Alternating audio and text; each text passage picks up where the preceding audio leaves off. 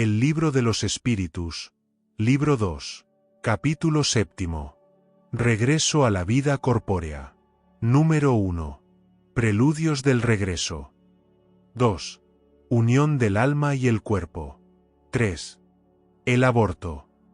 4. Las facultades morales e intelectuales del hombre. 5. Influencia del organismo, idiotismo, locura. 6. La infancia. 7. Simpatías y antipatías terrenales. 8. Olvidar el pasado. Preludios del regreso. Pregunta 330. ¿Saben los espíritus el periodo en el que se reencarnarán? Lo sienten, como un ciego siente el fuego al que se acerca. Saben que deben tomar un cuerpo, igual que tú. Sabes que debes morir un día, pero sin saber cuándo ocurrirá. La reencarnación es, pues, una necesidad de la vida espiritualista, como la muerte es una necesidad de la vida corpórea. Ciertamente, es así. 331. ¿Todos los espíritus se preocupan por su reencarnación? Hay algunos que no piensan en ello en absoluto, que ni siquiera lo entienden. Esto depende de su naturaleza más o menos avanzada. Para algunos, la incertidumbre de su futuro es un castigo. 332. ¿Puede un espíritu adelantar o retrasar el momento de su reencarnación? Puede acercarlo llamándolo con sus deseos. También puede alejarlo si retrocede ante la prueba, pues entre los espíritus también hay cobardes e indiferentes, pero no lo hace impunemente. Lo sufre como quien retrocede ante el remedio saludable que puede curarlo. 333. Si un espíritu fuera lo suficientemente feliz para estar en una condición media entre los espíritus errantes, y no tuviera ninguna ambición de ascender, ¿podría prolongar ese estado indefinidamente? No, no indefinidamente. El avance es una necesidad que el espíritu siente tarde o temprano. Todos deben ascender, es su destino. Pregunta 334. ¿La unión del alma con tal o cual cuerpo está predestinada, o solo en el último momento se hace la elección? El espíritu siempre está designado de antemano. El espíritu, al elegir la prueba que desea sufrir, pide encarnarse. Y Dios, que todo lo sabe y todo lo ve, sabía y veía de antemano que tal o cual alma se uniría a tal o cual cuerpo. 335. ¿Puede el espíritu elegir el cuerpo en el que va a entrar, o solo el tipo de vida que le va a servir de prueba?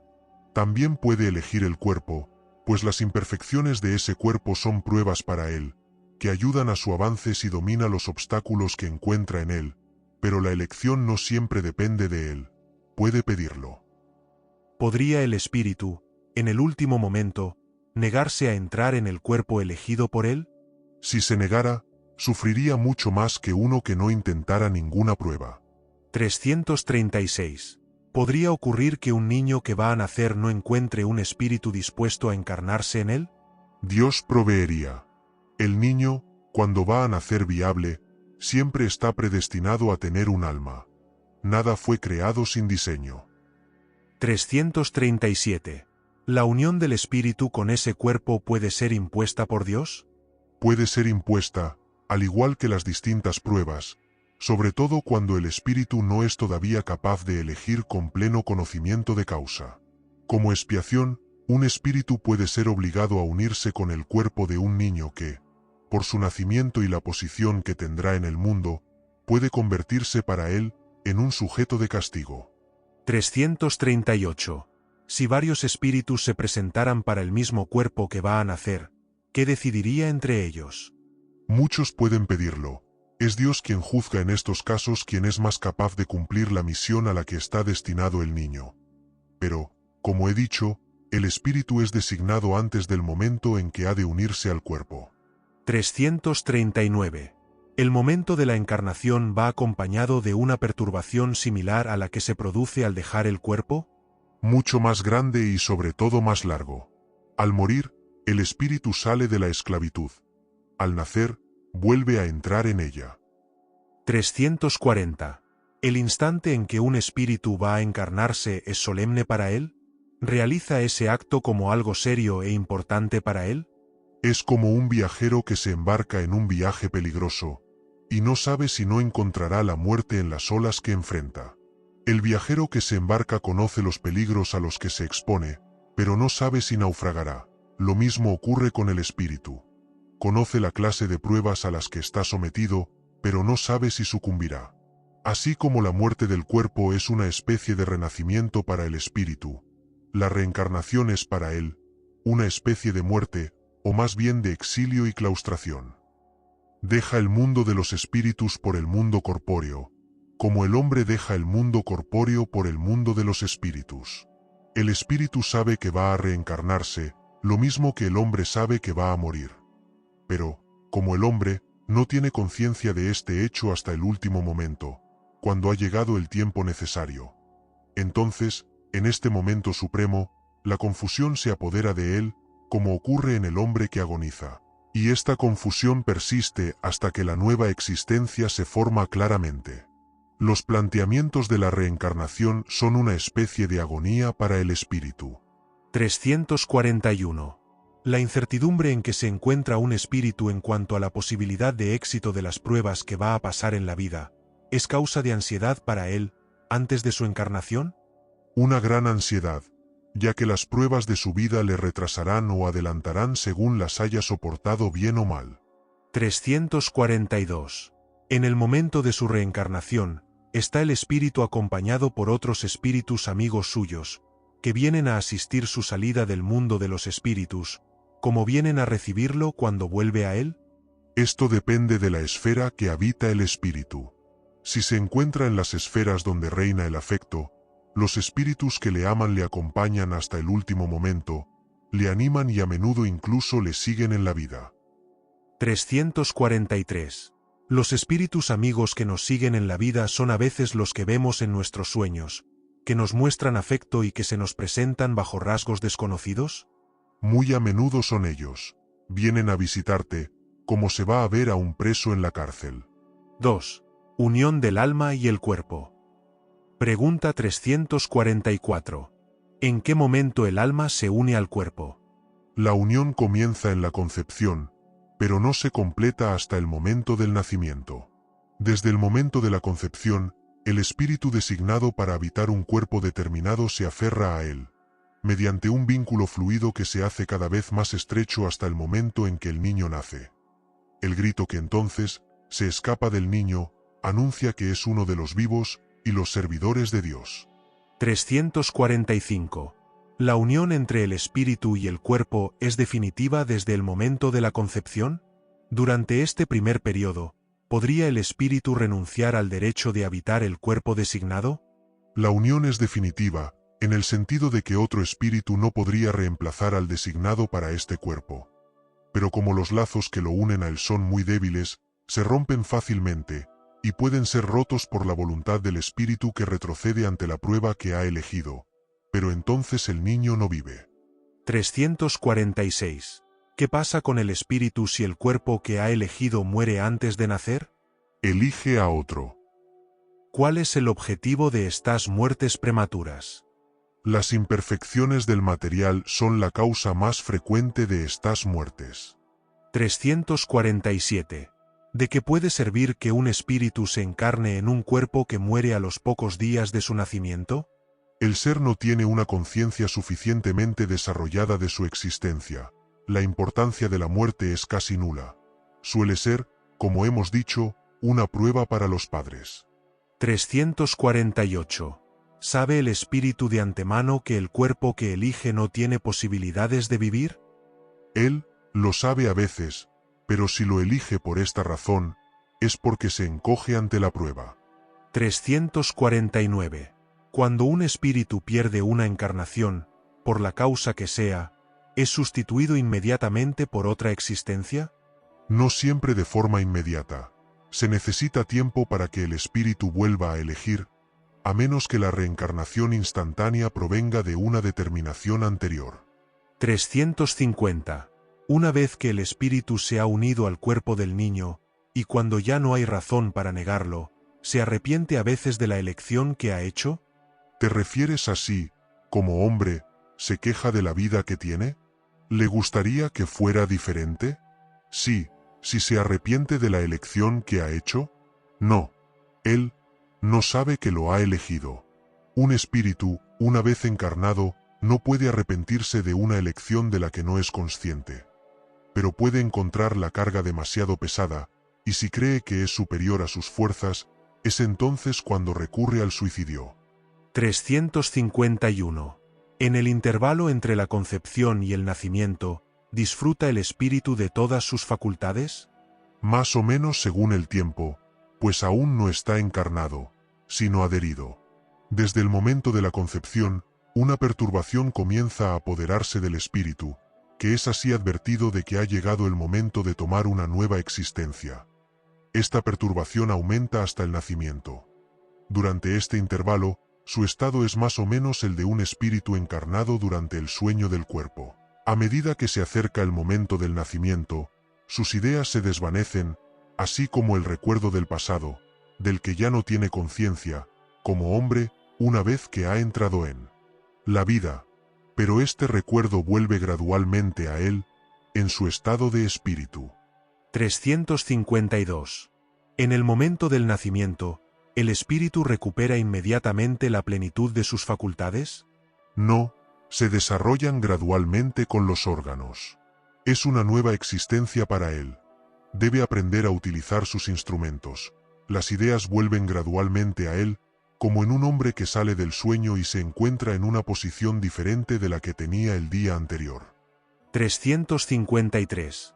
Dado que la unión del espíritu y el cuerpo solo se completa y se consuma definitivamente después del nacimiento, ¿puede considerarse que el feto tiene alma? El espíritu que ha de animarle existe, por así decirlo, fuera de él. No tiene, pues, alma propiamente dicha, ya que la encarnación solo está en proceso de producirse, pero está vinculado a lo que debe poseer. 354. ¿Cómo explicar la vida intrauterina? Es el de la planta que vegeta. El niño vive de la vida animal. El hombre posee en su interior vida animal y vegetal, que completa al nacer con la vida espiritual. 355.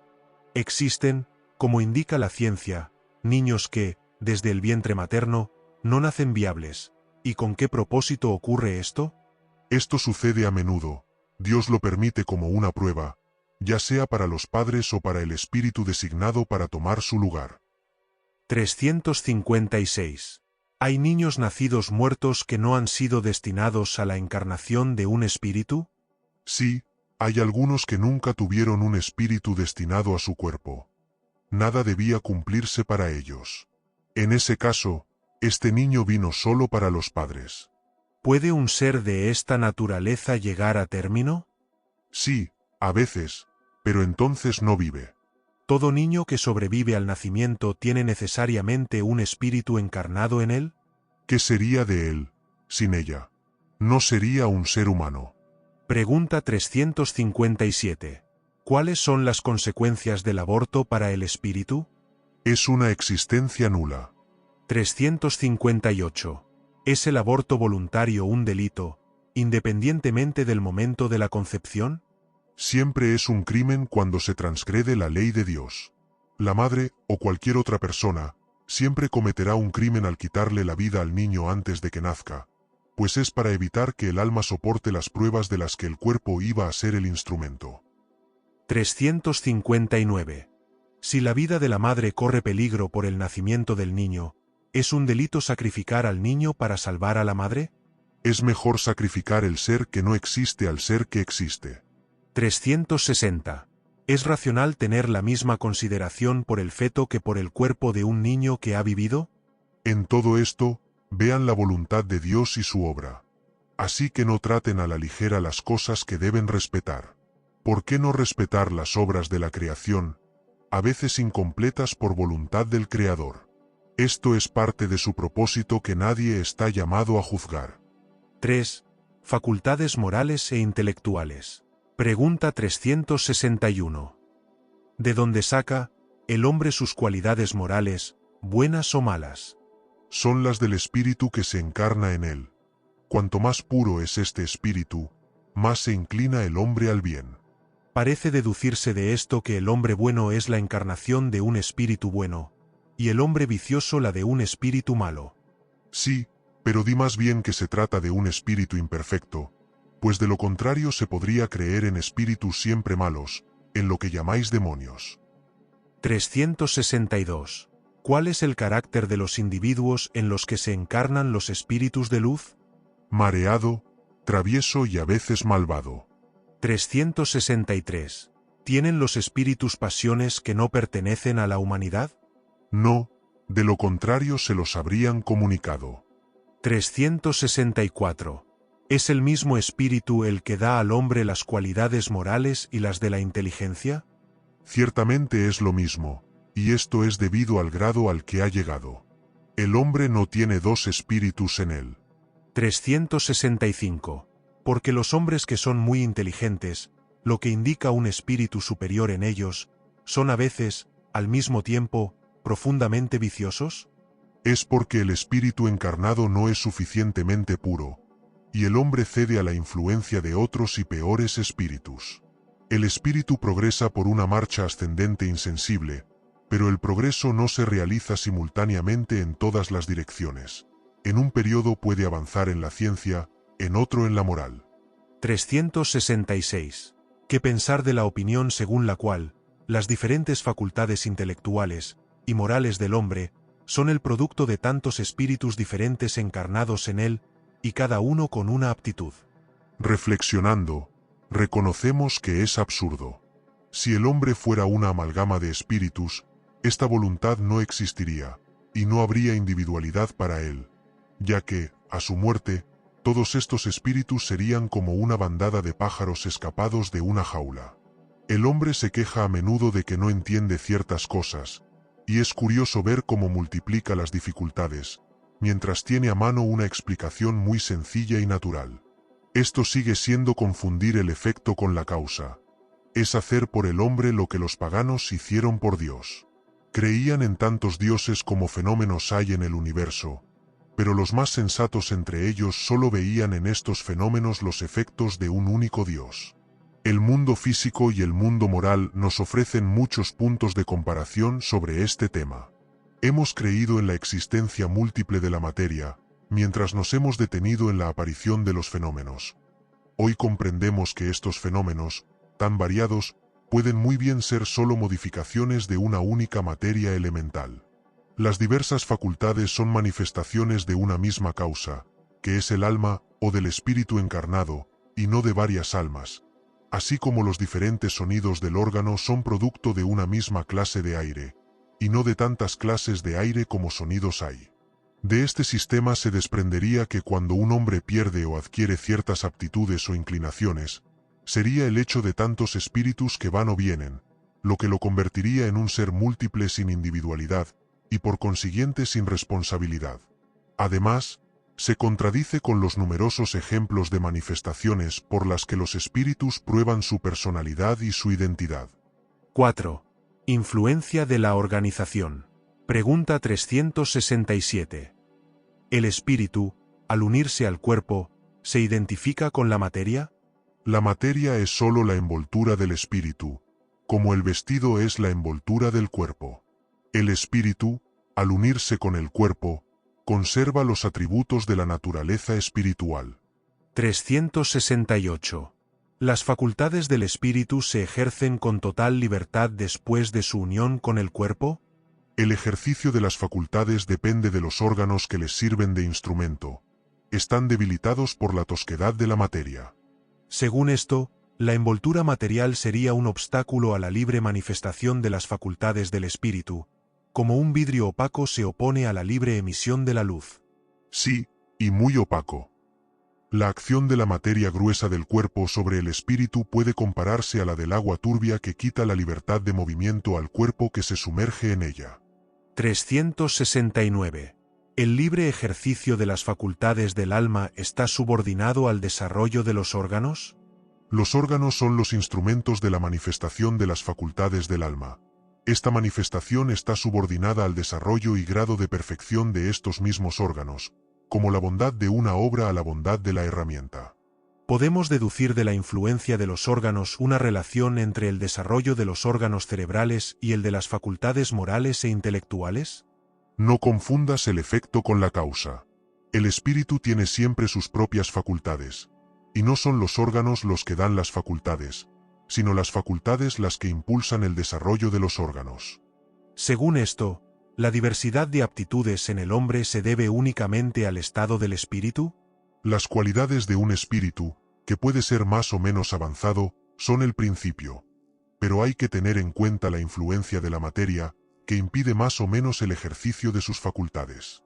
El espíritu, al encarnar, trae ciertas predisposiciones, y si admitimos para cada una un órgano correspondiente en el cerebro, el desarrollo de estos órganos será un efecto y no una causa.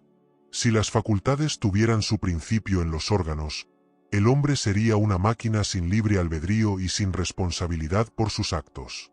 Habría que admitir que los mayores genios, los científicos, los poetas, los artistas, lo son solo porque el azar les ha dado órganos especiales, de lo que se deduce que, sin esos órganos, no habrían sido genios, y que el último imbécil podría haber sido un Newton, un Virgilio o un Rafael si hubiera estado dotado de ciertos órganos. Suposición que es aún más absurda cuando se aplica a las cualidades morales. Así, según este sistema, San Vicente de Paúl, dotado por la naturaleza de tal o cual órgano, podría haber sido un canalla, y al mayor canalla le faltaría un solo órgano para ser un San Vicente de Paúl. Por el contrario, admite que los órganos especiales, si es que existen, son consecutivos, que se desarrollan por el ejercicio de la facultad, como los músculos por el movimiento, y no tendrás nada irracional. Tomemos una comparación que es trivial en su verdad. Por ciertos signos fisionómicos se reconoce a un hombre adicto a la bebida. ¿Son estos signos los que lo emborrachan, o es la embriaguez la que da lugar a estos signos? Se puede decir que los órganos reciben la huella de las facultades. 6. Idiotismo, locura. Pregunta 371. ¿Hay algo de cierto en la opinión de que los imbéciles e idiotas tienen almas de naturaleza inferior? No. Tienen un alma humana, a menudo más inteligente de lo que crees, y que sufre la insuficiencia de los medios que tiene para comunicarse, como el mudo sufre por no poder hablar. 372. ¿Cuál es el propósito de la providencia al crear seres tan desgraciados como los imbéciles y los idiotas? Son espíritus castigados que habitan en cuerpos de idiotas. Estos espíritus sufren por la coacción que experimentan y por la impotencia en que se manifiestan a través de órganos no desarrollados o trastornados. Entonces, ¿no es correcto decir que los órganos no tienen influencia en las facultades? Nunca hemos dicho que los órganos no tengan influencia. Tienen una influencia muy grande en la manifestación de las facultades, pero no dan las facultades. Esa es la diferencia. Un buen músico con un mal instrumento no hará buena música, y eso no le impedirá ser un buen músico. Hay que distinguir entre el estado normal y el estado patológico. En el estado normal, el espíritu supera el obstáculo que le pone la materia. Pero hay casos en que la materia ofrece tal resistencia que las manifestaciones se ven impedidas o distorsionadas, como en la idiotez y la locura. Son casos patológicos, y en este estado el alma no goza de toda su libertad, y la propia ley humana la libera de la responsabilidad de sus actos. 373. ¿Cuál puede ser el mérito de la existencia para los seres que, como los idiotas y los cretinos, no pueden hacer ni el bien ni el mal, y por eso no pueden progresar? Es una expiación por el abuso de ciertas facultades. Es un tiempo muerto. ¿Puede el cuerpo de un idiota contener así un espíritu que habría animado a un hombre de genio en una existencia anterior? Sí, el genio a veces se convierte en una maldición cuando se abusa de él. La superioridad moral no siempre está en proporción con la superioridad intelectual, y los más grandes genios pueden tener mucho que expresar. De ahí que a menudo encuentren su existencia inferior a lo que ya han realizado, y una causa de sufrimiento. Los impedimentos que un espíritu experimenta en sus manifestaciones son para él, como las cadenas que comprimen los movimientos de un hombre vigoroso. Se puede decir que el cretino y el idiota están lisiados por el cerebro, como el cojo lo está por las piernas y el ciego por los ojos. 374. El idiota, en el estado de espíritu, ¿tiene la conciencia de su estado mental? Sí, muy a menudo. Entiende que las cadenas que impiden su crecimiento son una prueba y una expiación. 375. ¿Cuál es la situación del espíritu en la locura? Un espíritu, en el estado de libertad, recibe sus impresiones directamente y ejerce su acción directamente sobre la materia. Pero, cuando está encarnado, se encuentra en condiciones muy diferentes y en la necesidad de hacerlo solo por medio de órganos especiales. Si alguno de estos órganos o todos ellos están deteriorados, su acción o sus impresiones respecto a ellos se ven interrumpidas. Si pierde los ojos, se queda ciego. Si es el oído, se queda sordo, etc. Imaginad ahora que el órgano que preside los efectos del intelecto y de la voluntad está parcial o totalmente atacado o modificado. Os será fácil comprender que, como el espíritu no tiene a su servicio más que órganos incompletos o desnaturalizados, el resultado debe ser una perturbación que el espíritu, por sí mismo y en su fuero interno, es perfectamente consciente, pero de la que no tiene dominio para detener el curso. Entonces, ¿es siempre el cuerpo y no el espíritu el que está desorganizado?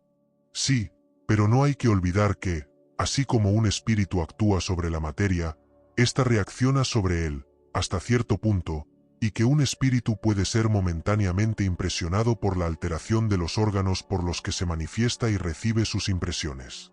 Puede suceder que, a la larga, cuando la locura ha durado mucho tiempo, la repetición de los mismos actos termine por ejercer una influencia sobre el espíritu, de la que solo se libra después de su completa separación de todas las impresiones materiales.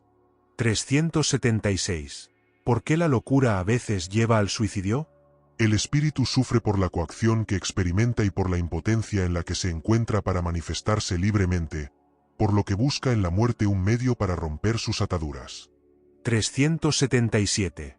¿El espíritu del demente se ve afectado después de la muerte por la perturbación de sus facultades? Puede sentirlo durante algún tiempo después de la muerte hasta que se libere completamente de la materia, al igual que un hombre que despierta siente durante algún tiempo el problema en el que el sueño le ha sumido. 378. ¿Cómo puede reaccionar la alteración del cerebro sobre el espíritu después de la muerte? Es un recuerdo, un peso pesa sobre el espíritu, y como no ha tenido la inteligencia de todo lo sucedido durante su locura, siempre le cuesta cierto tiempo volver a la normalidad. Por eso, cuanto más duró la locura en vida, mayor es el malestar, el contracto después de la muerte. El espíritu que se libera del cuerpo siente durante algún tiempo la impresión de sus ataduras. 7. Desde la infancia. Pregunta 379. ¿El espíritu que anima el cuerpo de un niño está tan desarrollado como el de un adulto? Puede serlo más, si ha progresado más. Son solo los órganos imperfectos los que impiden que se manifieste. Actúa por el instrumento por el que puede ocurrir. En un lactante, el espíritu, aparte del obstáculo que la imperfección de los órganos opone a su libre manifestación, piensa como un niño o como un adulto. Cuando es un niño, es natural que los órganos de la inteligencia, al no estar desarrollados, no puedan darle toda la intuición de un adulto. Tiene, de hecho, una inteligencia muy limitada, hasta que la edad haya madurado su razón. El desorden que acompaña a la encarnación no cesa repentinamente en el momento del nacimiento. Solo se disipa gradualmente con el desarrollo de los órganos. Una observación apoya esta respuesta. Es que los sueños de un niño no tienen el carácter de los de un adulto. Su objeto es casi siempre infantil, lo que es una indicación de la naturaleza de las preocupaciones del espíritu. 381. Cuando el niño muere, ¿el espíritu retoma inmediatamente su vigor original? Debe hacerlo, ya que se libra de su envoltura carnal. Sin embargo, solo recupera su lucidez original cuando la separación es completa, es decir, cuando ya no hay ningún vínculo entre el espíritu y el cuerpo. 382. ¿Sufre el espíritu encarnado, durante su infancia, de la limitación que le impone la imperfección de sus órganos? No, este estado es una necesidad. Está en la naturaleza y según los designios de la providencia. Es un tiempo de descanso para el espíritu. 383.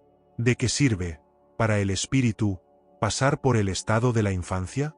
El espíritu que se encarna con vistas a perfeccionarse es más accesible, durante este tiempo, a las impresiones que recibe y que pueden ayudarle a progresar, a lo que deben contribuir los responsables de su educación.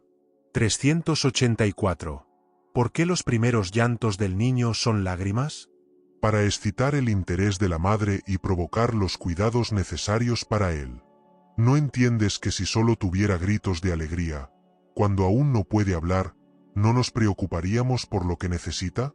Admira, pues, la sabiduría de la providencia en todo. 385. ¿De dónde viene el cambio que se produce en el carácter a cierta edad, y en particular al final de la adolescencia? ¿Es el espíritu el que se modifica? Es el espíritu quien retoma su naturaleza y se muestra tal como era. No conocéis el secreto que los niños esconden en su inocencia. No sabéis lo que son, ni lo que han sido, ni lo que serán. Sin embargo, los amáis, los queréis como si fueran una parte de vosotros mismos, hasta el punto de que el amor de una madre por sus hijos tiene fama de ser el mayor amor que un ser puede tener por otro. ¿De dónde viene este dulce afecto, esta tierna benevolencia que incluso los extraños sienten hacia un niño? ¿Lo sabes? No. Eso es lo que le explicaré. Los niños son los seres que Dios envía a las nuevas existencias, y para que no le reprochen demasiada severidad, les da todas las apariencias de inocencia. Incluso en un niño de mala naturaleza, sus fechorías están cubiertas por la inconsciencia de sus actos. Esta inocencia no es una superioridad real sobre lo que eran antes. Es la imagen de lo que deberían ser, y si no lo son, solo sobre ellos recae la pena. Pero no es solo por ellos que Dios les ha dado esta apariencia, sino también y sobre todo por sus padres, cuyo amor es necesario para su debilidad, y este amor se debilitaría singularmente al ver un carácter huraño y hosco. Mientras que, creyendo que sus hijos son buenos y gentiles, les dan todo su afecto y los rodean de los más delicados cuidados. Pero cuando los niños ya no necesitan esta protección, esta ayuda que se les ha prestado durante 15 o 20 años, su carácter real e individual reaparece en toda su desnudez. Sigue siendo bueno si era fundamentalmente bueno, pero siempre se irradia con matices que estaban ocultos por la primera infancia. Ya ves que los caminos de Dios son siempre los mejores, y que cuando uno es puro de corazón, la explicación es fácil de concebir. En efecto, considerad que el espíritu de los niños que nacen entre vosotros puede venir de un mundo en el que ha tomado hábitos muy diferentes.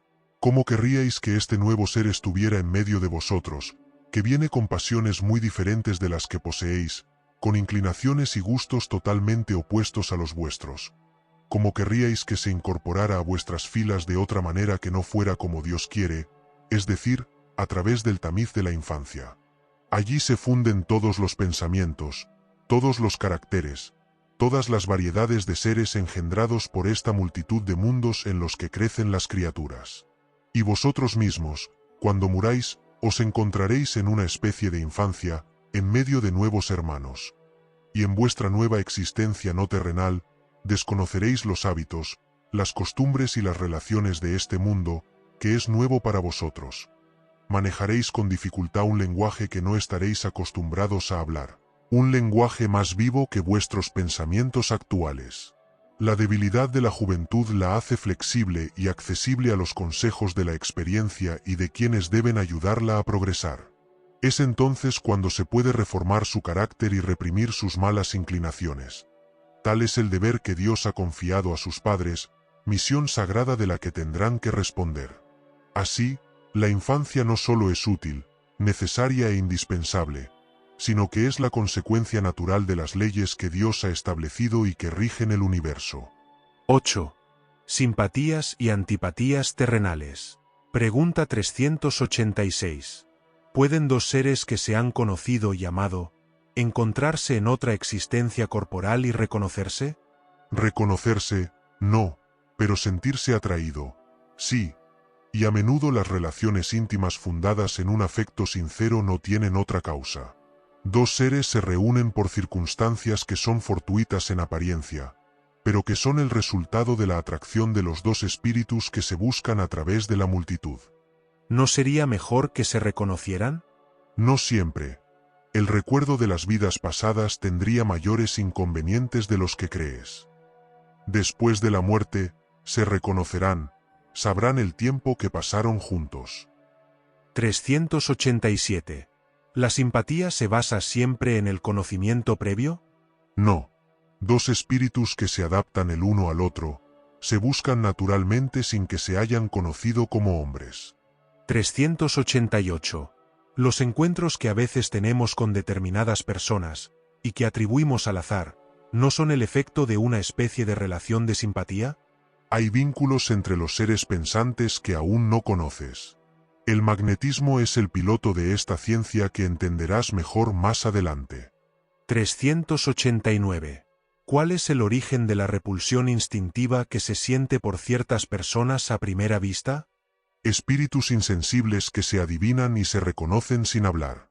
¿La antipatía instintiva es siempre un signo de mala naturaleza? Dos espíritus no son necesariamente malos, porque no son simpáticos. La antipatía puede surgir de una falta de similitud en el pensamiento. Pero al elevarse, los matices desaparecen, y la antipatía desaparece. 391. La antipatía de dos personas surge en primer lugar en aquel cuyo espíritu es peor o mejor.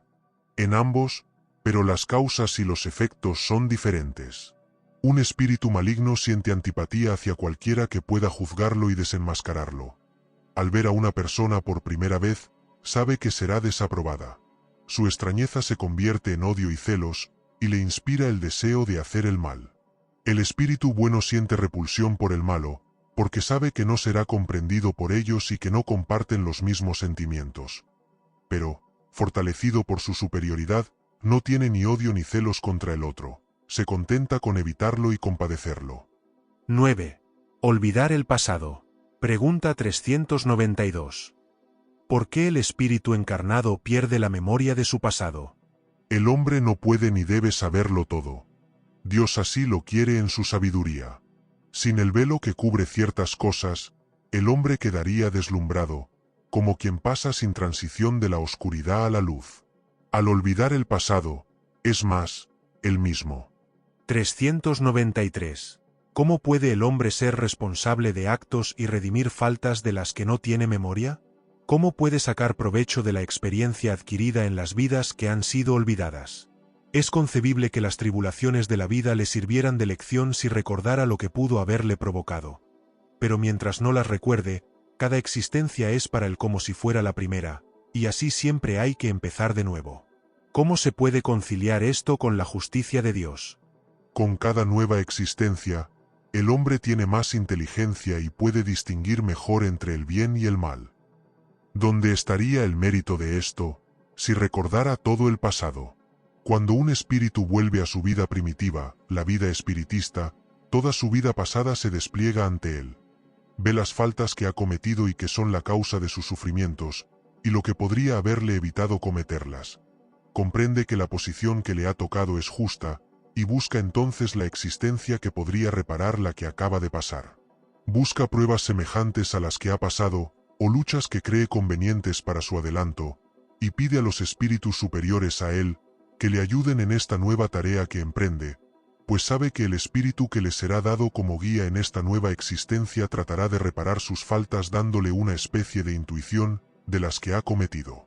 Esta misma intuición es el pensamiento, el deseo criminal que os viene a menudo, y al que os resistís instintivamente, atribuyendo vuestra resistencia la mayoría de las veces a los principios que habéis recibido de vuestros padres, mientras que es la voz de la conciencia la que os habla, y esta voz es el recuerdo del pasado, una voz que os advierte de no volver a caer en las faltas que ya habéis cometido.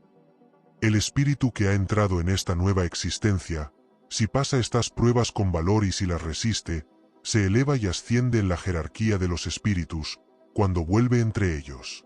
Si no tenemos, durante la vida corpórea, un recuerdo preciso de lo que hemos sido, y de lo que hemos hecho bien o mal en nuestras existencias anteriores, tenemos una intuición de ello, y nuestras tendencias instintivas son una reminiscencia de nuestro pasado, a la que nuestra conciencia, que es el deseo que hemos concebido de evitar cometer las mismas faltas, nos advierte que debemos resistir. 394. En mundos más avanzados que el nuestro, donde no somos presa de todas nuestras necesidades y dolencias físicas, ¿comprenden los hombres que son más felices que nosotros? La felicidad, en general, es relativa. La sentimos por comparación con un estado menos feliz. Como, después de todo, algunos de estos mundos, aunque mejores que el nuestro, no están en estado de perfección, los hombres que los habitan deben tener temas de aburrimiento en su especie. Entre nosotros, el rico, por no tener la angustia de las necesidades materiales como el pobre, no tiene menos tribulaciones que le amargan la vida. Ahora bien, pregunto, ¿no se creen los habitantes de estos mundos, en su posición, tan infelices como nosotros, y se quejan de su suerte, al no tener el recuerdo de una existencia inferior para comparar? A esto hay que dar dos respuestas diferentes. Hay mundos, entre los que habláis, cuyos habitantes tienen un recuerdo muy claro y preciso de sus existencias pasadas. Estos, comprendéis, pueden apreciar y aprecian la felicidad que Dios les permite disfrutar. Pero hay otros en los que los habitantes, situados, como decís, en mejores condiciones que vosotros, tienen no menos grandes problemas, desgracias incluso. Estos no aprecian su felicidad porque no tienen recuerdo de un estado aún más desgraciado. Si no lo aprecian como hombres, lo aprecian como espíritus. ¿No hay algo providencial en el olvido de estas existencias pasadas, especialmente cuando fueron dolorosas, y donde se revela la sabiduría divina? Es en los mundos superiores, cuando el recuerdo de las existencias infelices no es más que un mal sueño, cuando se presentan a la memoria. ¿Agravarían las desgracias presentes con el recuerdo de todas las que uno ha soportado? Concluyamos, pues, que todo lo que Dios ha hecho está bien hecho, y que no nos corresponde criticar sus obras y decir cómo debería haber regulado el universo. El recuerdo de nuestras individualidades anteriores tendría desventajas muy graves. Podría, en algunos casos, humillarnos extrañamente. En otros, podría exaltar nuestro orgullo y así obstaculizar nuestro libre albedrío. Dios nos ha dado, para mejorarnos, solo lo que es necesario y puede bastarnos. La voz de la conciencia y nuestras tendencias instintivas. Nos quita lo que podría perjudicarnos. Añadamos que si tuviéramos la memoria de nuestros actos personales pasados, también tendríamos la memoria de los actos de los demás, y que este conocimiento podría tener los efectos más desafortunados en las relaciones sociales.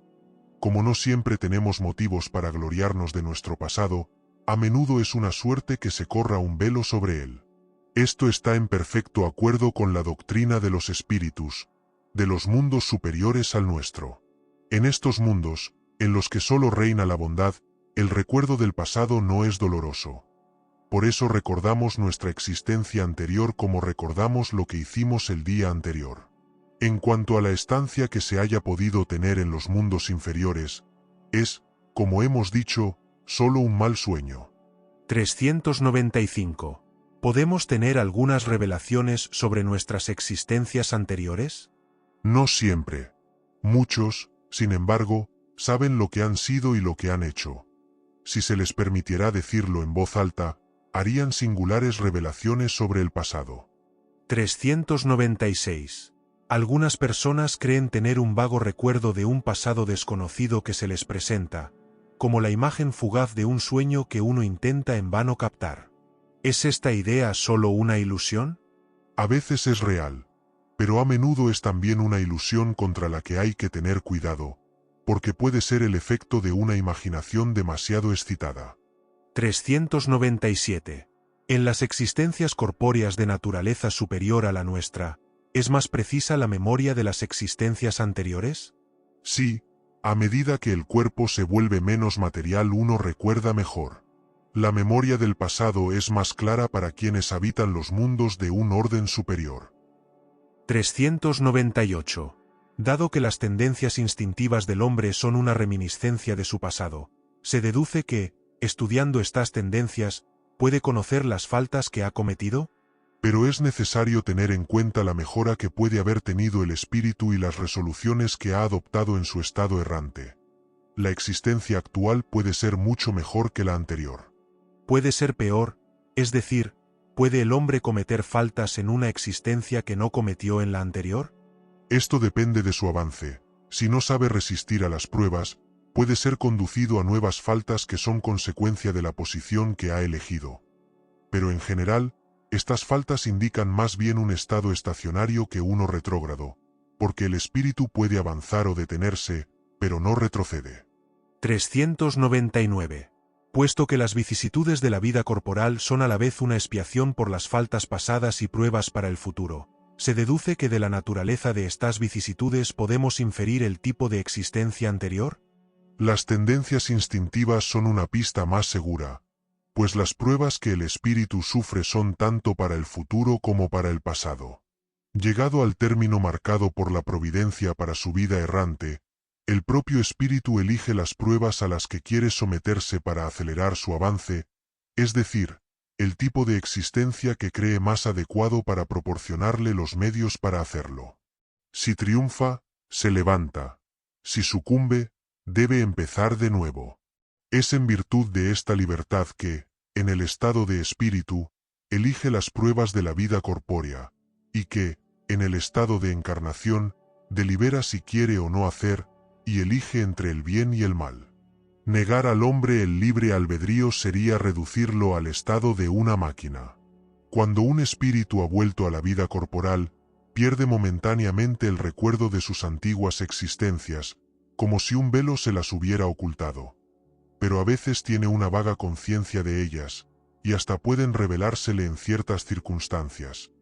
Pero entonces es sólo por voluntad de los espíritus superiores, que lo hacen espontáneamente, con un fin útil y nunca para satisfacer una vana curiosidad.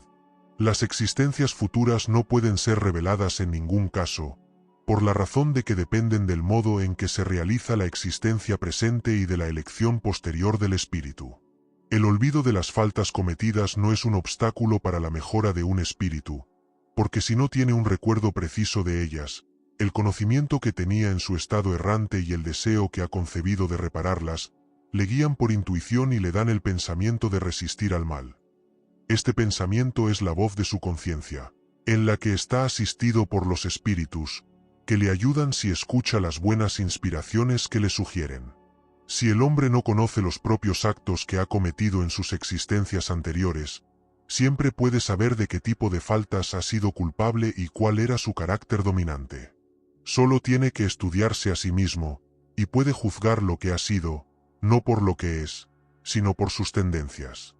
Las vicisitudes de la vida corporal son a la vez una expiación de las faltas pasadas y una prueba para el futuro. Nos purifican y nos elevan, dependiendo de si los soportamos con resignación y sin murmurar. La naturaleza de las vicisitudes y las pruebas que sufrimos también pueden iluminarnos sobre lo que hemos sido y lo que hemos hecho, al igual que aquí abajo juzgamos los actos de un culpable por el castigo que le inflige la ley. Así, un hombre será castigado en su orgullo por la humillación de una existencia subalterna. El rico malvado y el avaro, por la miseria. El que ha sido duro con los demás, por las privaciones que sufrirá. El tirano, por la esclavitud. El hijo malvado, por la ingratitud de sus hijos. El perezoso, por el trabajo forzado, etc. Capítulo 8. Emancipación del alma. 1. El sueño y los sueños. 2. Visitas espirituales entre personas vivas. 3. Transmisión oculta del pensamiento. 4. Letargo, catalepsia. Muerte aparente. 5. El sonambulismo. 6. Éxtasis. 7. Segunda vista. 8. Resumen teórico del sonambulismo, el éxtasis y la segunda visión. 1. El sueño y los sueños. Pregunta 400. ¿El espíritu encarnado permanece voluntariamente bajo su envoltura corpórea? Es como si preguntaras si el prisionero es feliz bajo llave. El espíritu encarnado siempre anhela la liberación, y cuanto más áspera es la envoltura, más desea librarse de ella. 401. Durante el sueño, ¿el alma descansa como el cuerpo? No, un espíritu nunca está inactivo. Durante el sueño, los lazos que le unen al cuerpo se aflojan, y al no necesitarlo el cuerpo, viaja por el espacio y entra en una relación más directa con otros espíritus. 402. ¿Cómo podemos juzgar la libertad del espíritu durante el sueño? A través de los sueños. Tiene la memoria del pasado y a veces la predicción del futuro. Adquiere más poder y es capaz de entrar en comunicación con otros espíritus, ya sea en este mundo o en otro. A menudo dices, he tenido un sueño extraño, un sueño espantoso, pero que no es en absoluto probable. Te equivocas.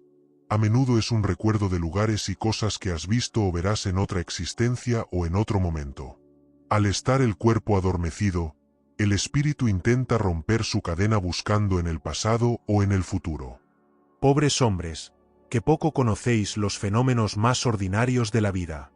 Te crees muy culto, y las cosas más vulgares te avergüenzan. A esta pregunta de todos los niños, ¿qué hacemos cuando dormimos? ¿Qué son los sueños? Te quedas sin palabras. El sueño libera parcialmente el alma del cuerpo. Cuando dormimos, estamos momentáneamente en el estado en el que nos encontramos de manera fija después de la muerte. Los espíritus que se liberan pronto de la materia al morir, han tenido un sueño inteligente. Tales espíritus, cuando duermen, se unen a la sociedad de otros seres superiores a ellos. Viajan, conversan y aprenden con ellos. Incluso trabajan en obras que encuentran preparadas al morir. Esto debería enseñarte una vez más a no temer a la muerte, ya que mueres cada día según las palabras de un santo. Pero para la masa de los hombres que, al morir, deben permanecer durante largas horas en esa confusión, en esa incertidumbre de la que os han hablado, van o bien a mundos inferiores a la tierra, donde los viejos afectos les llaman, o bien a buscar placeres tal vez aún más bajos que los que tienen aquí. Van a sacar de las doctrinas aún más viles, más innobles, más dañinas que las que profesan en vuestro medio. Y lo que engendra la simpatía en la tierra, no es otra cosa que el hecho de que uno siente, al despertar, que su corazón está cerca de aquellos con los que acaba de pasar 8 o 9 horas de felicidad o placer. Lo que también explica estas antipatías invencibles es, que sabemos en nuestro corazón que esas personas tienen una conciencia diferente a la nuestra, porque las conocemos sin haberlas visto nunca con nuestros ojos. Esto también explica la indiferencia, ya que no queremos hacer nuevos amigos cuando sabemos que tenemos otros que nos quieren y nos aprecian. En resumen, el sueño tiene más influencia en tu vida de lo que crees. Por efecto del sueño, los espíritus encarnados están siempre en contacto con el mundo de los espíritus, y esto es lo que hace que los espíritus superiores consientan, sin demasiada repulsión, encarnarse entre vosotros. Dios ha querido que durante su contacto con el vicio, sean capaces de ir a la fuente de la bondad, para que ellos mismos, que vienen a instruir a otros, no fallen. El sueño es la puerta que Dios les ha abierto a sus amigos del cielo. Es el recreo después del trabajo, mientras esperan la gran liberación, la liberación final que debe devolverles a su verdadero medio. El sueño es el recuerdo de lo que tu espíritu ha visto durante el sueño. Pero fíjate que no siempre sueñas, porque no siempre recuerdas lo que has visto, o todo lo que has visto. No es tu alma en todo su desarrollo. A menudo no es más que el recuerdo de la perturbación que acompaña a tu partida o a tu regreso, al que se añade el recuerdo de lo que has hecho o de lo que te preocupa en el estado de vigilia. Sin esto, ¿cómo explicarías esos sueños absurdos que tienen tanto los más cultos como los más sencillos? Los espíritus malignos también se valen de los sueños para atormentar a las almas débiles y pusilánimes. Además, pronto verás desarrollarse otro tipo de sueño. Es tan antiguo como el que conoces, pero lo ignoras. El sueño de Juana, el sueño de Jacob, el sueño de los profetas judíos y de algunos adivinos indios. Este sueño es el recuerdo del alma totalmente liberada del cuerpo, el recuerdo de esa segunda vida de la que os hablaba hace un momento. Procura distinguir entre estas dos clases de sueños en los que recuerdes. De lo contrario, caerás en contradicciones y errores que serán fatales para tu fe. Los sueños son el producto de la emancipación del alma, hecha más independiente por la suspensión de la vida activa de relación. De ahí una especie de clarividencia indefinida que se extiende a los lugares más lejanos, o a los que nunca se han visto, y a veces incluso a otros mundos. De ahí también el recuerdo que trae a la memoria los acontecimientos realizados en la existencia presente o en las anteriores. La extrañeza de las imágenes de lo que ocurre o ha ocurrido en mundos desconocidos, entremezcladas con las cosas del mundo presente, forman esos conjuntos extraños y confusos que parecen no tener sentido ni conexión. La incoherencia de los sueños también puede explicarse por las lagunas producidas por el recuerdo incompleto de lo que se nos apareció en un sueño. Tal sería una historia de la que se han cortado frases o partes de frases al azar. Los fragmentos que quedarían, una vez reunidos, perderían todo sentido razonable. 403. ¿Por qué no recordamos siempre los sueños? En lo que llamáis sueño, no es más que el descanso del cuerpo, porque el espíritu está siempre en movimiento. Allí recupera un poco de su libertad y se corresponde con los que le son queridos, ya sea en este mundo o en otros. Pero como el cuerpo es una materia pesada y tosca, retiene con dificultad las impresiones que el espíritu ha recibido, porque el espíritu no las ha percibido a través de los órganos del cuerpo. 404. ¿Y el significado atribuido a los sueños?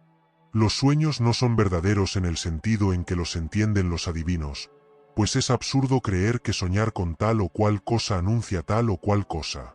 Son verdaderas en el sentido de que presentan imágenes que son reales para el espíritu, pero que a menudo no tienen ninguna relación con lo que ocurre en la vida corporal. A menudo también, como hemos dicho, es un recuerdo. Finalmente, a veces puede ser un presentimiento del futuro, si Dios lo permite, o la visión de lo que ocurre en ese momento en otro lugar y donde el alma es transportada. ¿No tienes muchos ejemplos de personas que aparecen en un sueño y vienen a avisar a sus familiares o amigos de lo que les está ocurriendo? ¿Qué son estas apariciones, sino el alma o el espíritu de estas personas que vienen a comunicarse con la tuya? Cuando se tiene la certeza de que lo que se ha visto ha tenido lugar realmente, no es una prueba de que la imaginación no ha tenido nada que ver con ello. Sí, sobre todo, ¿esa cosa no estuvo en sus pensamientos en absoluto durante el día anterior? 405. A menudo, uno ve en sueños cosas que parecen presentimientos y que no se cumplen. ¿De dónde viene esto? Pueden cumplirse para el espíritu, sino para el cuerpo, es decir, el espíritu ve la cosa que desea porque va a encontrarla.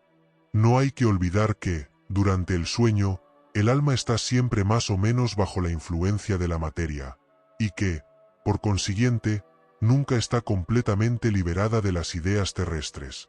De ahí que las preocupaciones del estado de vigilia puedan dar a lo que vemos la apariencia de lo que deseamos o de lo que tememos. Esto es realmente lo que podemos llamar un efecto de la imaginación. Cuando uno está fuertemente preocupado por una idea, adjunta a ella todo lo que ve. 407. ¿Es necesario el sueño completo para la emancipación del espíritu? No. El espíritu recupera su libertad cuando los sentidos se adormecen. Aprovecha, para emanciparse, todos los momentos de respiro que el cuerpo le permite. En cuanto hay postración de las fuerzas vitales, el espíritu se libera, y cuanto más débil es el cuerpo, más libre es el espíritu. Así, el medio sueño, o un simple adormecimiento de los sentidos, presenta a menudo las mismas imágenes que un sueño. 408. A veces nos parece escuchar palabras pronunciadas claramente en nuestro interior que no tienen ninguna relación con lo que nos preocupa. Sí, e incluso frases enteras, sobre todo cuando los sentidos comienzan a adormecerse. A veces es un débil eco de un espíritu que quiere comunicarse contigo. 409. A menudo, en un estado que aún no es medio sueño, cuando tenemos los ojos cerrados, vemos imágenes distintas, figuras de las que captamos los detalles más minúsculos. ¿Es esto un efecto de la visión o de la imaginación? Adormecido el cuerpo, el espíritu busca romper su cadena. Se transporta y ve. Si el sueño fuera completo, sería un sueño. 410. A veces, durante el sueño o el medio sueño, se tienen ideas que parecen muy buenas y que, a pesar de los esfuerzos por recordarlas, se borran de la memoria. ¿De dónde vienen estas ideas? Son el resultado de la libertad del espíritu que se emancipa y goza de más facultades durante ese momento. A menudo son también consejos dados por otros espíritus. ¿De qué sirven estas ideas y consejos si se pierde la memoria y no se puede sacar provecho de ellos? Estas ideas pertenecen a veces más al mundo de los espíritus que al mundo corpóreo. Pero las más de las veces, si el cuerpo olvida, el espíritu recuerda, y la idea vuelve en el momento necesario como una inspiración del momento. 411. El espíritu encarnado, en los momentos en que se libera de la materia y actúa como espíritu, ¿conoce el periodo de su muerte? A menudo lo presiente, a veces es muy claramente consciente de ello, y es esto lo que, en el estado de vigilia, le da la intuición de ello. De ahí que algunas personas prevean a veces su muerte con gran exactitud. 412. ¿Puede la actividad del espíritu durante el descanso o el sueño del cuerpo hacer que éste sienta fatiga? Sí, porque el espíritu se aferra al cuerpo como el globo cautivo se aferra al poste. Y al igual que la sacudida del globo sacude el poste, la actividad del espíritu reacciona sobre el cuerpo y puede hacerle sentir fatiga. 2. Visitas espirituales entre personas vivas. Pregunta 413. Del principio de la emancipación del alma durante el sueño, parece deducirse que tenemos una doble existencia simultánea, la del cuerpo que nos da la vida de relación externa, y la del alma que nos da la vida de relación oculta. ¿Es esto correcto? En el estado de emancipación, la vida del cuerpo cede el paso a la vida del alma. Pero no se trata, en sentido estricto, de dos existencias, sino de dos fases de una misma existencia, pues el hombre no vive dos veces. 414. ¿Pueden dos personas que se conocen visitarse durante el sueño? Sí, y muchos otros que creen que no se conocen se reúnen y hablan. Puede tener, sin sospecharlo, amigos en otro país. El acto de ir a ver, mientras duermes, a amigos, parientes, conocidos, personas que pueden serte útiles, es tan frecuente, que tú mismo lo haces casi todas las noches. 415. ¿Qué sentido tienen estas visitas nocturnas, ya que no se recuerdan? Suele quedar una intuición al despertarse, y esta suele ser el origen de ciertas ideas que surgen espontáneamente sin explicarse a sí mismo, y que no son otras que las que ha extraído de estas charlas. 416. ¿Puede el hombre provocar visitas espiritistas con su voluntad? Puede, por ejemplo, decir, mientras se duerme esta noche deseo encontrarme en espíritu con tal o cual persona, para hablarle y decirle tal o cual cosa. Esto es lo que pasa. El hombre se duerme, su espíritu se despierta, y lo que el hombre había resuelto, el espíritu está a menudo lejos de seguirlo, porque la vida del hombre es de poco interés para el espíritu cuando está libre de la materia. Esto es cierto para los hombres que ya están suficientemente elevados. Los demás pasan su existencia espiritual de manera diferente. Se dedican a sus pasiones o permanecen inactivos. Puede ser, pues, que según el motivo que se le proponga, un espíritu visite a las personas que desea. Pero el hecho de que tenga la voluntad de hacerlo, estando despierto, no es razón para que lo haga. 417. ¿Puede un cierto número de espíritus encarnados reunirse de este modo y formar asambleas? Sin duda alguna, los lazos de amistad, antiguos o nuevos, suelen reunir de esta manera a varios espíritus que se alegran de estar juntos. Con la palabra antiguo nos referimos a los lazos de amistad que habíamos contraído en otras existencias anteriores.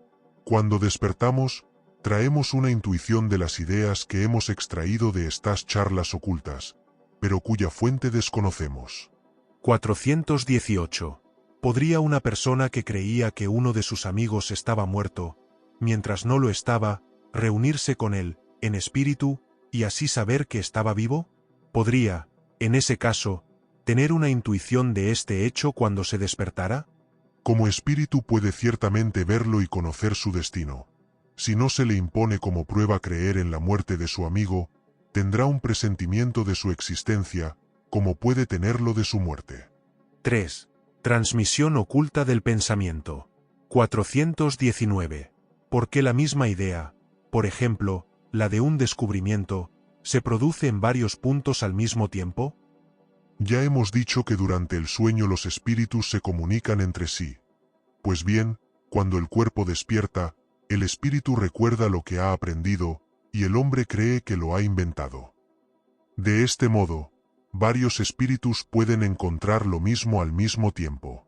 Cuando se dice que una idea está en el aire, es una cifra más cierta de lo que se piensa. Cada uno contribuye a propagarla sin sospecharlo. Así, nuestro espíritu revela a menudo a otros espíritus, y sin que lo sepamos, cuál fue el objeto de nuestra preocupación durante la vigilia. ¿Pueden los espíritus comunicarse entre sí si el cuerpo está totalmente despierto? El espíritu no está encerrado en el cuerpo como en una caja, irradia a su alrededor. Por eso puede comunicarse con otros espíritus, incluso en el estado de vigilia, aunque con mayor dificultad. 421. Porque dos personas, perfectamente despiertas, suelen tener el mismo pensamiento de forma instantánea. Son dos espíritus simpáticos que se comunican y ven los pensamientos del otro, incluso cuando el cuerpo no está dormido. Existe una comunicación de pensamientos entre los espíritus que se encuentran, que hace posible que dos personas se vean y se entiendan, sin necesidad de los signos externos del lenguaje. Podríamos decir que se hablan en el lenguaje de los espíritus. 4. Letargo, catalepsia, muerte aparente. Pregunta 422. Los letárgicos y catalépticos generalmente ven y oyen lo que ocurre a su alrededor, pero no pueden manifestarlo. ¿Es a través de los ojos y los oídos del cuerpo? No, es a través del espíritu. El espíritu se reconoce, pero no se puede comunicar. ¿Por qué no puede comunicarse? El estado del cuerpo se opone a esto. Este estado particular de los órganos os da la prueba de que hay en el hombre algo distinto del cuerpo, puesto que el cuerpo ya no funciona y el espíritu actúa. 423. En el letargo, ¿puede un espíritu separarse enteramente de su cuerpo, para dar a éste todas las apariencias de la muerte, y luego volver a él? En el letargo, el cuerpo no está muerto, ya que hay funciones que se cumplen. La vitalidad está en estado latente, como en la crisálida, pero no está aniquilada. Y el espíritu está unido al cuerpo mientras éste vive. Una vez que los vínculos se rompen por la muerte real y la desintegración de los órganos, la separación es completa y el espíritu ya no vuelve. Cuando un hombre que tiene la apariencia de la muerte vuelve a la vida, es porque la muerte no fue completa. 424. Podemos, mediante una atención oportuna, renovar los lazos que están a punto de romperse y devolver la vida a un ser que, sin ayuda, habría muerto definitivamente. Sí, sin duda, y tienes la prueba diaria de ello. El magnetismo es a menudo, en este caso, un medio poderoso, porque devuelve al cuerpo el fluido vital que le falta y que era insuficiente para mantener el juego de los órganos. El letargo y la catalepsia tienen el mismo principio, que es la pérdida momentánea de la sensibilidad y del movimiento por una causa fisiológica aún inexplicable. Se diferencian en que, en el letargo, la suspensión de las fuerzas vitales es general, y da al cuerpo todas las apariencias de la muerte. En la catalepsia, es localizada, y puede afectar a una parte más o menos extensa del cuerpo, de modo que deja libre a la inteligencia para manifestarse, lo que no permite confundirla con la muerte. El letargo es siempre natural. La catalepsia es a veces espontánea, pero puede ser inducida artificialmente y destruida por la acción magnética. 5. El sonambulismo. Pregunta 425. ¿El sonambulismo natural está relacionado con los sueños? ¿Cómo se puede explicar? Es una independencia más completa del alma que en el sueño, y entonces sus facultades están más desarrolladas. Tiene percepciones que no tiene en el sueño, que es un estado de sonambulismo imperfecto. En el sonambulismo, el espíritu es enteramente para sí mismo. Los órganos materiales, estando como en catalepsia, no reciben ya las impresiones exteriores. Este estado se manifiesta principalmente durante el sueño. Es el momento en que el espíritu puede abandonar temporalmente el cuerpo, entregándose éste al descanso indispensable para la materia. Cuando se produce el sonambulismo, es porque el espíritu, estando preocupado por una u otra cosa, está ocupado en alguna acción que requiere el uso de su cuerpo, del cual se sirve entonces de manera análoga al uso que hace de una mesa o de cualquier otro objeto material en el fenómeno de las manifestaciones físicas, o incluso de su mano en el de las comunicaciones escritas. En los sueños de los que tenemos conciencia, los órganos, incluidos los de la memoria, comienzan a despertarse. Estos reciben imperfectamente las impresiones producidas por los objetos o causas exteriores, y las comunican al espíritu, el cual, estando entonces en reposo el mismo, no percibe más que sensaciones confusas y a menudo desarticuladas, y sin razón aparente de su existencia, mezcladas como están, con vagos recuerdos, ya sea de esta existencia o de existencias anteriores. Es entonces fácil entender, porque los sonámbulos no tienen memoria, y porque los sueños, cuyo recuerdo se conserva, no tienen a menudo ningún significado. Digo la mayoría de las veces, porque ocurre que son consecuencia de un recuerdo preciso de acontecimientos de una vida anterior, y a veces incluso de una especie de intuición del futuro. 426. ¿El llamado sonambulismo magnético está relacionado con el sonambulismo natural? Es lo mismo, excepto que es provocado. 427.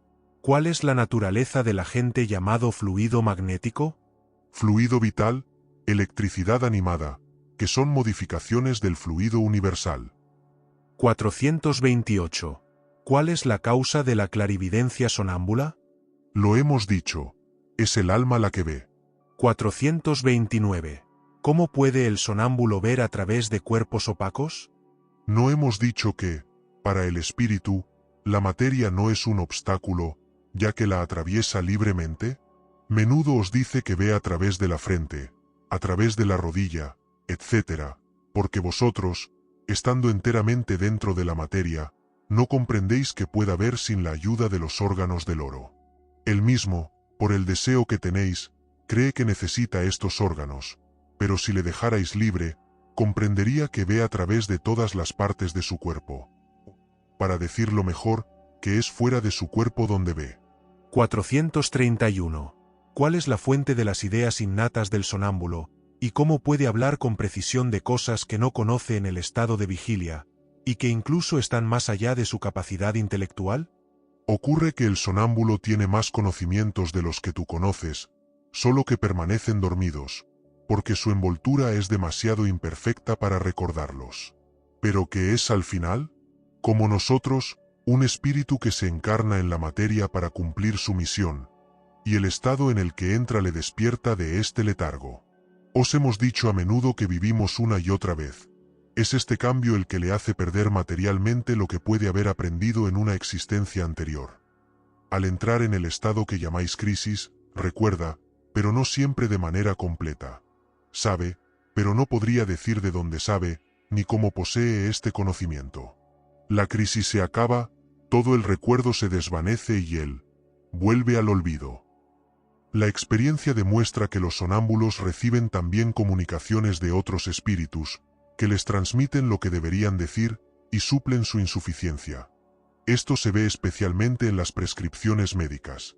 El espíritu del sonámbulo ve el mal, y otro indica el remedio. Esta doble acción se manifiesta a veces, y se revela, además, por estas frecuentes expresiones. Se me dice que diga, o se me prohíbe decir tal o cual cosa. En este último caso, siempre hay peligro en insistir en obtener una revelación que ha sido rechazada, porque entonces damos ventaja a los espíritus ligeros que hablan de todo sin escrúpulos y sin preocuparse de la verdad. 432. ¿Cómo se explica la visión remota de algunos sonámbulos? ¿No se transporta el alma durante el sueño? Lo mismo ocurre con el sonambulismo. 433. ¿El mayor o menor desarrollo de la clarividencia sonámbula se debe a la organización física o a la naturaleza del espíritu encarnado? A ambos. Hay disposiciones físicas que permiten al espíritu liberarse más o menos fácilmente de la materia. 434. ¿Las facultades de las que goza el sonámbulo son las mismas que las del espíritu después de la muerte? Hasta cierto punto, porque hay que tener en cuenta la influencia del material al que todavía está unido. 435. ¿Puede el sonámbulo ver otros espíritus? La mayoría los ven muy bien, esto depende del grado y de la naturaleza de su lucidez. Pero a veces no se dan cuenta al principio, y los toman por seres corpóreos. Esto sucede sobre todo a los que no tienen conocimiento del espiritismo. No comprenden todavía la esencia de los espíritus. Esto les asombra, y por eso creen ver seres. El mismo efecto se produce en el momento de la muerte en aquellos que se creen todavía vivos. Nada de lo que les rodea parece cambiar. Los espíritus parecen tener cuerpos como los nuestros, y toman la apariencia de su propio cuerpo por uno real. 436. El sonámbulo que ve a distancia, ve desde el punto donde está su cuerpo o desde el punto donde está su alma. ¿Por qué esta pregunta? Ya que es el alma la que ve y no el cuerpo. 437. Puesto que es el alma la que se transporta, ¿cómo puede el sonámbulo experimentar en su cuerpo las sensaciones de calor o frío del lugar donde está su alma, que a veces está muy lejos de su cuerpo? El alma no ha abandonado el cuerpo por completo. Todavía se aferra a él, por el vínculo que la une al cuerpo. Es este vínculo el que es el conductor de las sensaciones. Cuando dos personas se corresponden de una ciudad a otra por medio de la electricidad, es esta la que sirve de enlace entre sus pensamientos. Por eso se comunican como si estuvieran al lado. 438. ¿El uso que un sonámbulo hace de su facultad influye en el estado de su espíritu después de su muerte? Mucho. Como el buen o mal uso de todas las facultades que Dios ha dado al hombre. 6. Éxtasis. 439.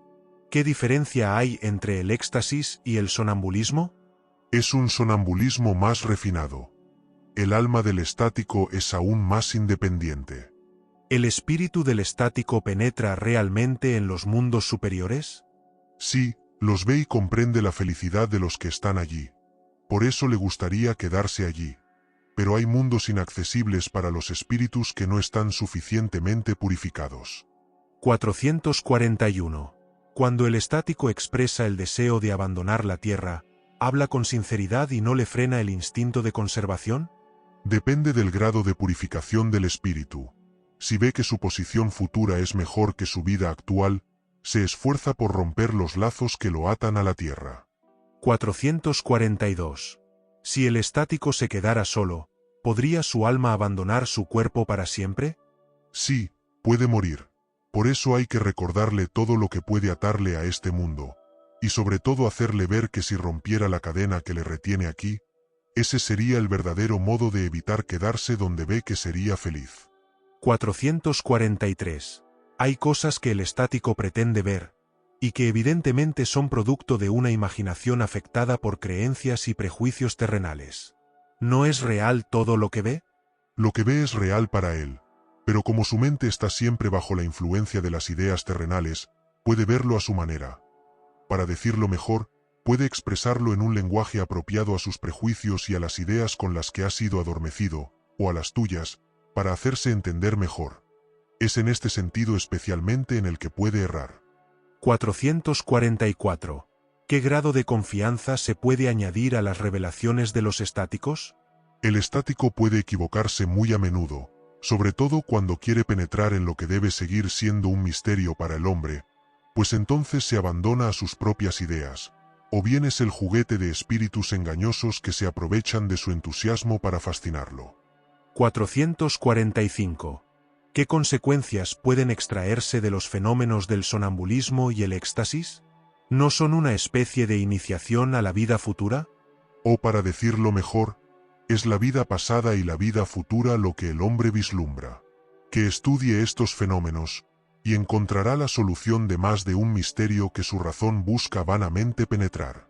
446. ¿Podrían los fenómenos del sonambulismo y el éxtasis ser compatibles con el materialismo? Quien los estudia de buena fe y sin prejuicios no puede ser ni materialista ni ateo. 7. Segunda vista. 447. ¿El fenómeno conocido como segunda vista está relacionado con el sueño y el sonambulismo? Todo esto es una misma cosa. Lo que llamáis segunda vista sigue siendo el espíritu más libre, aunque el cuerpo no esté dormido. La segunda vista es la vista del alma. 448.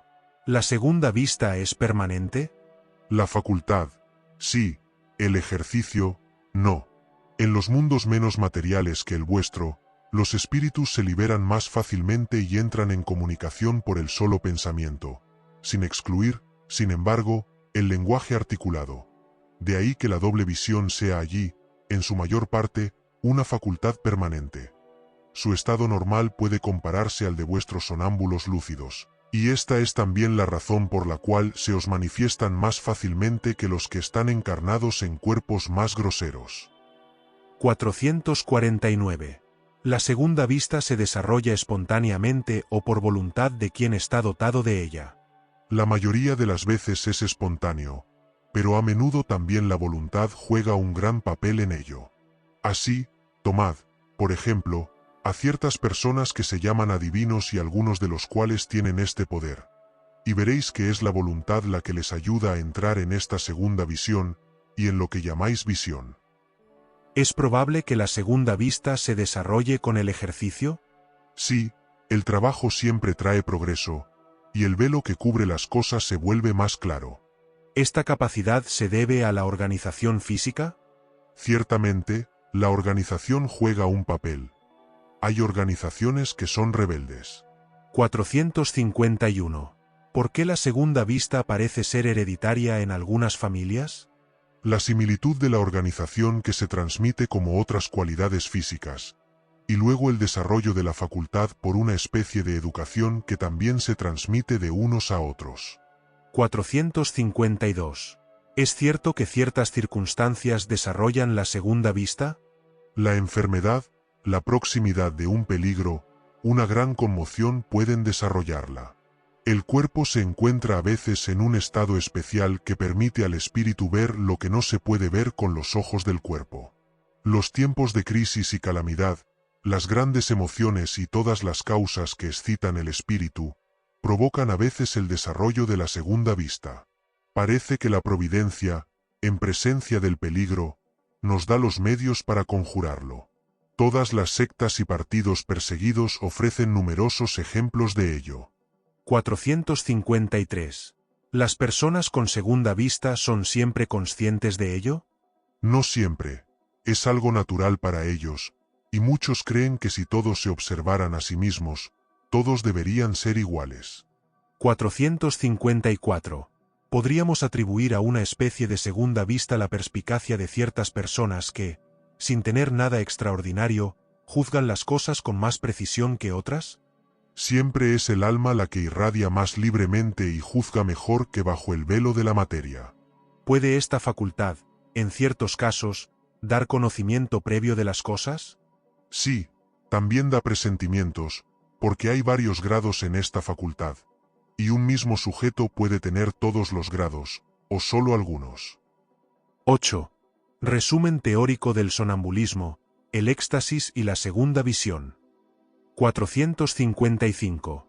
Los fenómenos del sonambulismo natural ocurren espontáneamente y son independientes de cualquier causa externa conocida, pero en algunas personas de organización especial pueden ser provocados artificialmente por la acción del agente magnético. El estado conocido como sonambulismo magnético solo se diferencia del sonambulismo natural en que uno es provocado, mientras que el otro es espontáneo. El sonambulismo natural es un hecho notorio que nadie soñaría con cuestionar, a pesar de los maravillosos fenómenos que presenta. ¿Qué hay entonces de extraordinario o irracional en el sonambulismo magnético? Porque es producido artificialmente, como tantas otras cosas. Se dice que los charlatanes la han explotado. Razón de más para no dejarla en sus manos. Pero mientras tanto, como el sonambulismo natural o artificial es un hecho, y como no hay razonamiento contra un hecho, está acreditado a pesar de la mala voluntad de algunos, y esto en la propia ciencia, donde entra por una multitud de pequeñas puertas en lugar de por la principal. Para el espiritismo, el sonambulismo es más que un fenómeno fisiológico, es una luz arrojada sobre la psicología. Es allí donde el alma puede ser estudiada, porque se muestra al descubierto. Ahora bien, uno de los fenómenos por los que se caracteriza es la clarividencia independiente de los órganos ordinarios de la vista. Los que discuten este hecho se basan en que el sonámbulo no ve siempre, y a voluntad del experimentador, como con los ojos. No es de extrañar que, dado que los medios son diferentes, ¿los efectos ya no sean los mismos? ¿Es racional exigir efectos idénticos cuando el instrumento ya no existe? El alma tiene sus propiedades como el ojo tiene las suyas. Deben ser juzgadas en sí mismas, y no por analogía. La causa de la clarividencia del sonámbulo magnético y del sonámbulo natural es idéntica.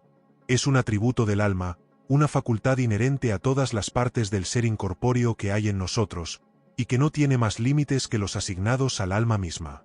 Ve allí donde su alma puede viajar, sin importar lo lejos que esté. En la visión lejana, el sonámbulo no ve las cosas desde el punto donde está su cuerpo, y como por un efecto telescópico. Los ve presentes y como si estuviera en el lugar donde existen, porque su alma está realmente allí. Por eso su cuerpo está como aniquilado y parece privado de sentimiento, hasta que el alma vuelve a tomar posesión de él.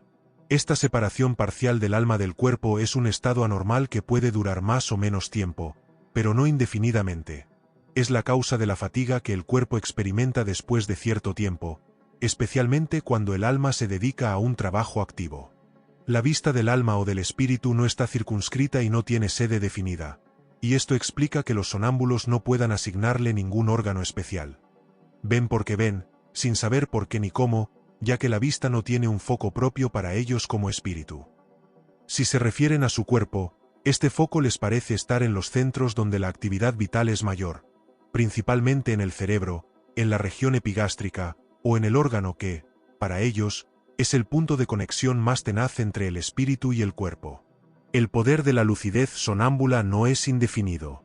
Un espíritu, incluso cuando es completamente libre, está limitado en sus facultades y en sus conocimientos según el grado de perfección al que ha llegado. Y lo está aún más cuando está ligado a la materia bajo cuya influencia está sometido. Esta es la razón por la que la clarividencia sonámbula no es universal ni infalible. Su infalibilidad es mucho menos fiable cuando se desvía del propósito de la naturaleza y se convierte en objeto de curiosidad y experimentación. En el estado de liberación en que se encuentra el espíritu del somnambulista, entra más fácilmente en comunicación con otros espíritus encarnados o no. Esta comunicación se establece por el contacto de los fluidos que componen los perispíritus, y que sirven de transmisión del pensamiento como el hilo eléctrico. El sonámbulo, por lo tanto, no necesita articular sus pensamientos por medio del habla. Los siente y los adivina, y esto es lo que lo hace eminentemente impresionable y accesible a las influencias de la atmósfera moral en la que se encuentra.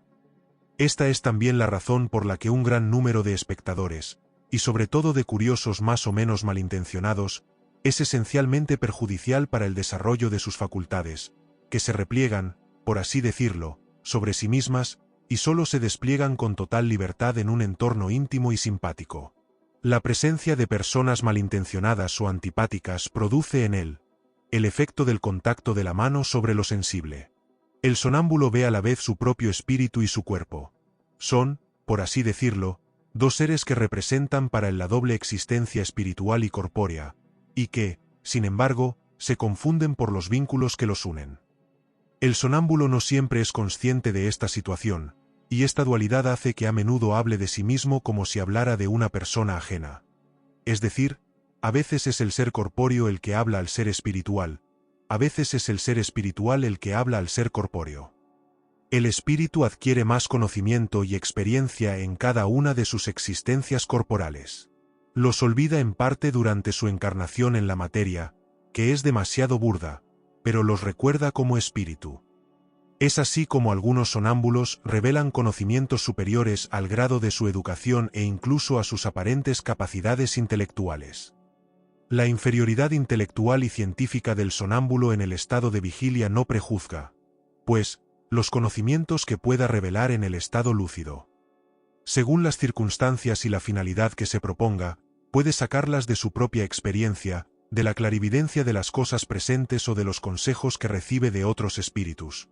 Pero como su propio espíritu puede estar más o menos avanzado, puede decir las cosas más o menos correctamente. A través de los fenómenos del sonambulismo, ya sean naturales o magnéticos, la providencia nos da una prueba irrefutable de la existencia e independencia del alma, y nos hace asistir al sublime espectáculo de su emancipación. Cuando el sonámbulo describe lo que sucede a distancia, es evidente que lo ve, y no a través de los ojos del cuerpo. se ve a sí mismo allí, y se siente transportado allí. Hay pues, algo de sí mismo allí, y este algo, no siendo su cuerpo, solo puede ser su alma o su espíritu. Mientras el hombre se adentra en las sutilezas de una metafísica abstracta e ininteligible, para buscar las causas de nuestra existencia moral, Dios pone diariamente ante sus ojos y bajo su mano los medios más sencillos y evidentes para el estudio de la psicología experimental. El éxtasis es el estado en el que la independencia del alma y del cuerpo se manifiesta de la forma más sensible y se hace de alguna manera palpable. En los sueños y en el sonambulismo, el alma vaga por los mundos terrestres. En el éxtasis, penetra en un mundo desconocido, en el de los espíritus etéreos con los que entra en comunicación, sin poder, sin embargo, sobrepasar ciertos límites que no puede atravesar sin romper totalmente los lazos que la unen al cuerpo. Un estado completamente nuevo y resplandeciente la rodea, armonías desconocidas en la tierra la deleitan, un bienestar indefinible la penetra. Goza en anticipación de la dicha celestial y puede decirse que pone un pie en el umbral de la eternidad. En el estado de éxtasis, la aniquilación del cuerpo es casi completa. Ya no tiene, por así decirlo, más que vida orgánica, y se siente que el alma solo está unida por un hilo que otro esfuerzo rompería sin retorno. En este estado, todos los pensamientos terrenales desaparecen para dar paso al sentimiento puro que es la esencia misma de nuestro ser inmaterial. Entregado por completo a esta sublime contemplación, el estático no ve la vida más que como una parada momentánea. Para él, los bienes y los males, las burdas alegrías y las miserias de este mundo no son más que los incidentes fútiles de un viaje cuyo final se alegra de ver. Su lucidez puede ser más o menos perfecta, y su propio espíritu, según sea más o menos elevado, es también más o menos capaz de conocer y comprender las cosas. A veces su exaltación es mayor que su verdadera lucidez, o, por decirlo más correctamente, su exaltación va en detrimento de su lucidez. Por eso sus revelaciones son a menudo una mezcla de verdades y errores, de cosas sublimes y de cosas absurdas o incluso ridículas. Los espíritus inferiores se aprovechan a menudo de esta exaltación, que es siempre causa de debilidad cuando no se domina, para dominar al estático, y para ello le apariencias que le mantienen en las ideas o prejuicios del día. Esto es un escollo, pero no todos son iguales. Nos corresponde juzgar fríamente y sopesar sus revelaciones en la balanza de la razón. La emancipación del alma se manifiesta a veces en el estado de vigilia y produce el fenómeno conocido como segunda vista, que da a los que están dotados de ella la facultad de ver, oír y sentir más allá de los límites de nuestros sentidos. Perciben las cosas ausentes allí donde el alma extiende su acción. Las ven, por así decirlo, a través de la vista ordinaria y como por una especie de espejismo. En el momento en que se produce el fenómeno de la segunda vista, el estado físico se modifica notablemente. El ojo tiene algo de vago. Mira sin ver, toda la fisonomía refleja una especie de exaltación. Los órganos de la vista son ajenos a ella, ya que la visión persiste, a pesar de la oclusión de los ojos.